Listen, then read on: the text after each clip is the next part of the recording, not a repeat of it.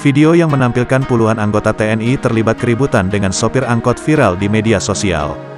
Diketahui peristiwa tersebut terjadi pada hari Minggu, tanggal 16 Juli tahun 2022, lalu yang berlokasi di Cicurug, Sukabumi, Jawa Barat. Berikut kronologi kejadian tersebut. Dilansir dari keterangan unggahan yang beredar, peristiwa itu bermula saat kendaraan Danionif 310, Kidang Kencana diserempet oleh sebuah angkot 09 di tengah jalan.